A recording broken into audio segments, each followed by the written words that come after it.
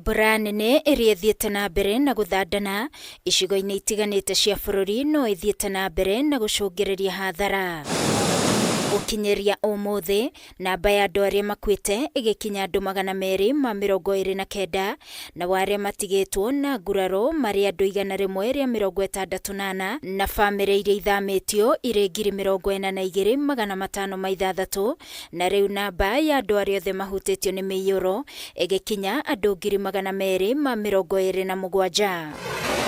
Akiaria thutha wa kũgĩa na gĩikaro na atongoria matiganĩte a thirikari nene na cia kaunti oro ũndũ ũmwe na anyiti itemi matiganĩte, mũnini wa president Rigathi wa Gachagua nĩanĩrĩire kumanagia na rĩu ũteithio wothe ũrĩa ũraheanwo ũgũcokanĩrĩrio handũ hamwe nĩguo kaneanwo kũrĩ arĩa maraũbatara na njĩra ya ũigananu, kũrĩa anĩrĩire mĩtaratara ĩrĩa kũhũthĩka. Government partners with existing financial support arrangements with the government of Kenya and who are in a position to make requisite program changes to support flood mitigation efforts are to engage through the National Treasury with due information to the National Disaster Operational Center Secretariat. All other private sector and individual well-wishers wishing to make cash donations may liaise with the National Drought Response Team led by Mr. Peter Ndegwa, the Chief Executive Officer of Safaricom.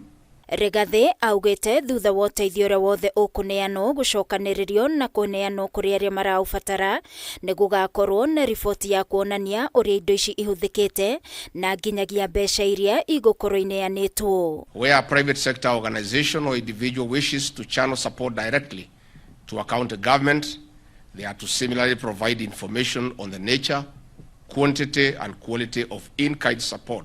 Donations received will be recorded and published on the National Disaster Operations Center and the Ministry of Interior and National Administration websites and updated on a weekly basis. Na kuona kaunti nĩ ikoretwo igĩkaya ikiuga itirĩ na kĩgĩna gĩa kũhĩtana na mathĩna marĩa mareyumĩria kumana na mbura, Rigathi nĩorĩtie magavana gwĩberegenya kuona ona kĩgĩna kĩrĩa gĩkuma ministry-inĩ ya kĩgĩna nĩ kaunti iria ihutĩtio makĩria ikũheo mweke wa mbere. Ours is the Council of Governors is to say we have gone out of our way, our small kitties have run out, the communities are crying to us, and therefore they are waiting for the outcome of this meeting because we had told them. As of this morning, we have directed the National Treasury to give priority while disbursing funds to those counties that are very affected, and that is already being done. Mwena-inĩ wake, Minister wa ũgitĩri wa thĩinĩ Professor Kithure Kindiki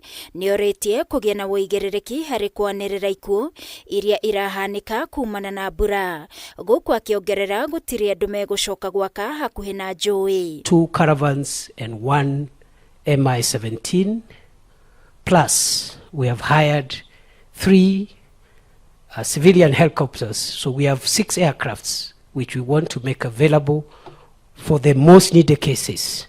Those affected are cooperating. I also want to say that the security agencies, law enforcement and multi-agency disaster response teams have been instructed to act humanely and to respect fundamental rights and freedoms as they deal with populations whom they are assisting. Ngĩribotera Kameme TV niĩ njĩtagwo Wangũi wa Mũirũrĩ.